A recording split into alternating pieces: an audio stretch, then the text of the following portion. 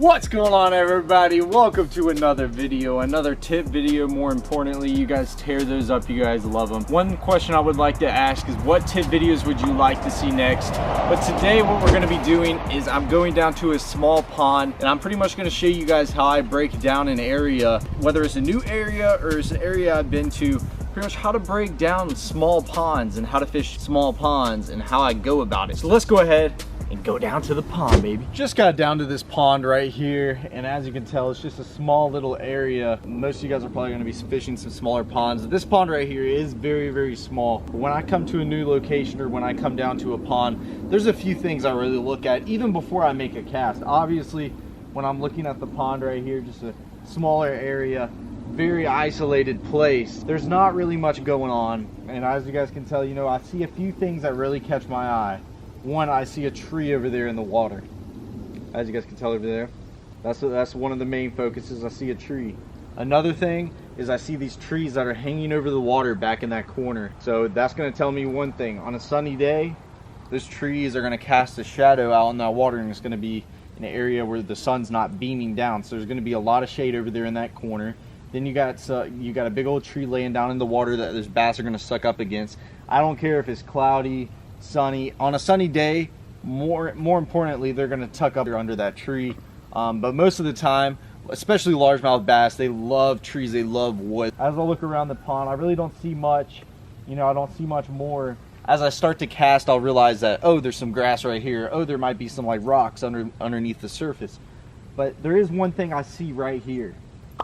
As you guys can tell, there's two little stumps or two little pieces of wood that are sticking out of the water, and they're just kind of out there by themselves. They're very isolated, and bass love that stuff. If you guys ever see anything isolated in the middle, whether it's like a little twig sticking up out of the water, maybe there's like a tree stump or a tree that's sticking out of the water, you need to throw at that. Like that right there, you know, that's just a little piece of wood. I'm going to be starting off with a spinner bait. What I tend to do when I go to these little areas is I start off with a moving bait first and see how active those fish are. If the fish aren't like wanting to really cooperate with me, they're not really trying to bite, it's, you know, I might switch over to, you know, a slow working bait. You know, I'm gonna switch over to, you know, my soft plastics, my crawls, my worms, that whole deal, and that's what I'm gonna do.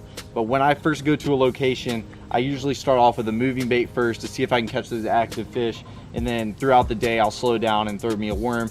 And it all depends on the conditions. Like if it was bluebird skies out here, super hot, I wouldn't even start off with this. I'd probably just go ahead and move over to my crawl or my worm. If you guys want to check out my other tip video where I talked about my crawl, where you can pretty much work it all different ways, that's another good option, especially if it's super sunny outside but you want something to throw around moving anyways. But as you guys can tell, that isolated cover right there, I got this old spinner bait, some Colorado blades, and then I actually painted some of the blades red. This is the Fish Head spinner baits Primal series with a little trailer hook on it. You got this very dirty water, you got a little bit of cloud cover in the sky, not too much sun, no wind at all, but I want to slow roll this through. Let's make a cast right out there. I promise you guys, like 90% of the time there's going to be a fish on structure like this, or these little trees. There's going to be a, you know, a fish on that stuff. Maybe he's not wanting something moving today, because I promise you, especially in a small pond like this, there's not going to be too much. You know, maybe some ponds that people go to, there's going to be a lot of laydowns in the water. Maybe there's a lot of rock, you know, who knows, whatever it is. But especially on a place like this where there's really not much, like I said, there's a tree over there, and then there's like these little trees that are hanging over, and I know there's going to be a little bit of shade back in this corner. But you know, the one thing is there's not too much stuff for these fish to hide on. There's not many rocks. I haven't seen any rocks at all. You know, there's not too many trees. So when I see something like that, I'm 100% casting at it. But I'm just gonna start going down this bank right here, fan casting, see if they're gonna try to eat this moving bait. So I've been throwing this around for quite a second. I didn't have any bites on it. I'd really like there to be some wind out here, especially when throwing a spinner bait. It's just something I had on my rod, and I was like, I'm gonna take it down here and throw this as my, you know, moving bait and see if I can catch any active ones. But I'm actually gonna cut this off, tie on a Texas rig, put a regular Zoom speed crawl on there, and we're gonna go around and catch some fish. We're gonna work it on the top, we're gonna walk it on the middle and on the bottom, and see if we can catch some of these fish out here. Instead of a Zoom speed crawl, I actually got a little rage crawl on. Got a little lead bullet weight, little EWG 3-aught hook. I'm gonna go down this bank, cover some water with this thing. I'm actually gonna reel it at the top of the water to start off with, especially in this little, actually had something hit it right there. Right away, right off the bat. It's gonna cover a lot of water. I don't know if you guys watch some of my videos, I'm a big fan of throwing a rage crawl on top of the water and right below the surface and actually reeling it rather than just using it as a little flipping bait. I'm a big fan of using it as a, you know, moving bait and a slow moving bait at the same time. Oh yeah. Oh my gosh, it's a huge one. I saw him come right off. Looking right up on the bank.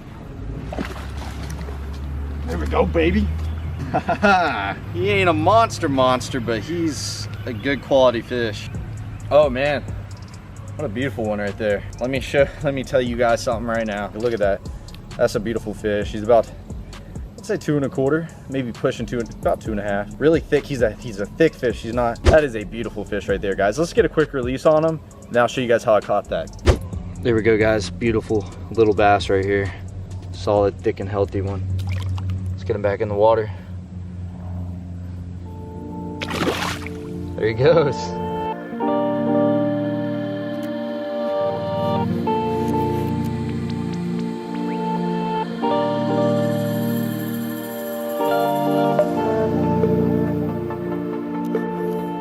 So everyone, at the beginning of the episode, I threw my spinnerbait past that little isolated cover, and how I was talking about that when pretty much you see, you know, any sticks or anything literally sticking up by itself out there in the middle or whatever it is, majority of the time you're gonna catch, you know, a big fish on that stuff. So what I did is I casted this crawl past that really at the top of the water a couple of times. He didn't even, you know, it didn't even phase him. Then when I cast it right next to that left-hand side of it, landed right next to that little stump, I pretty much saw a wake in the water to the left of my bait, and from there I was about to say, you know, he's about to eat it. I felt him tick it one time and he had it. That just shows, you know, when you pinpoint that type of stuff when you're coming to these ponds, it's pretty much like a given. Like, you know where the fish is going to be, especially when you throw the right bait in there. But let's continue to work down this side, back in this corner, and back to where this tree's at.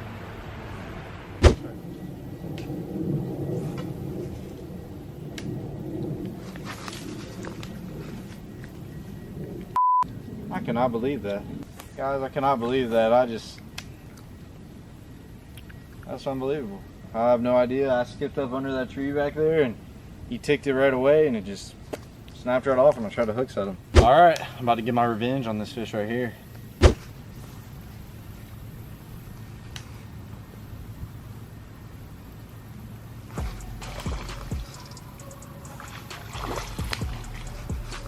That was the awkwardest hook set I've done in a minute. I'm like under some trees. It's really hard to hook set back here. But wow, second fish of the day. Exactly where I called him out. I said there was gonna be one on that tree right when I got out here. Just like I did on that little isolated stump over there. In both the locations, there was some fish on. As you guys can tell, a little pretty dark bass right there. Right off that tree.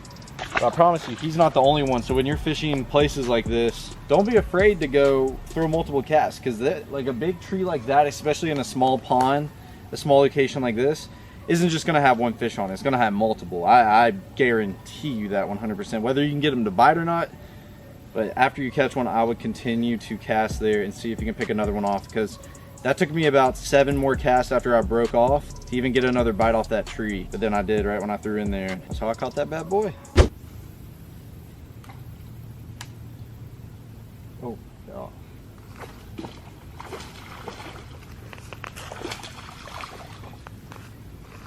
Two casts right after that one in the same exact spot. Caught another fish. Shows you right there. I'm just proving everything that I'm saying back and forth. Is there's gonna be more fish on that tree. That was 2 casts literally in the same spot. And I caught another little beautiful bass right there. Nothing super big, but super, these fish are heavy. It's really weird out here. These fish got a lot of weight behind them, but in the same spot, threw it in there, he just ticked it. Beautiful little bass.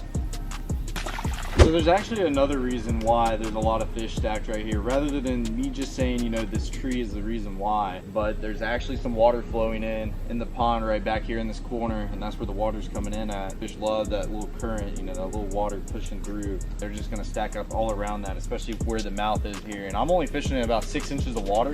With largemouth, you're not really gonna have to worry about that much. You know, these largemouth, they get up in the nastiest stuff. And you guys would be surprised where I've caught some largemouth. It just blows my mind every time I catch a largemouth in some crazy areas, but I mean, that's just, it's their natural thing. I mean, they're everywhere. They hang out in all this nasty, dirty stuff where you really don't think a fish would be.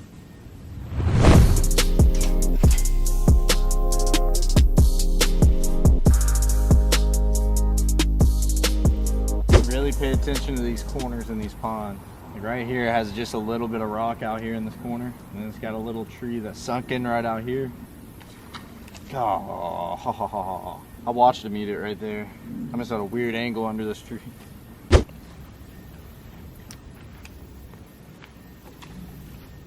Right in the corner where I said he was gonna be. He's a little baby guy, I can tell you that. I could tell how he was hitting it. Never got the bait all the way. Let's throw it back in there. When you get a bite, make sure you throw it back in there.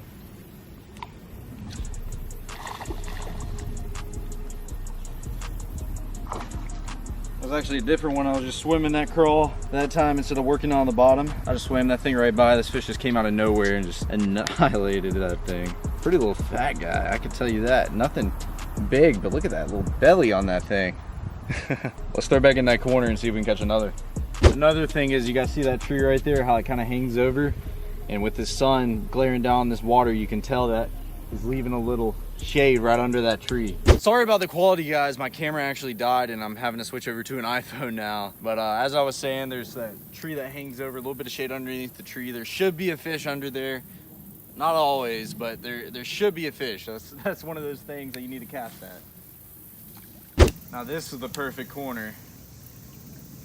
This is actually where that tree is, the same tree. A lot of shade right here. Then you got that water flowing to the left-hand side where that water's coming in.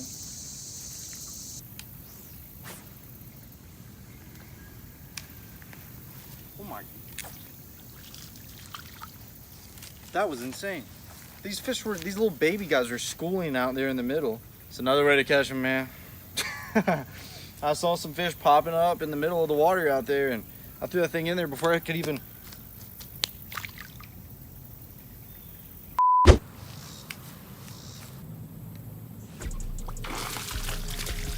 Just like that. And I skipped this thing up all the way in between that tree to where it came onto the other side because I was fishing on all this edge, and I just drug him out from that other side to come onto this tree and just eat my bait right there. A little thick, pretty guy right there.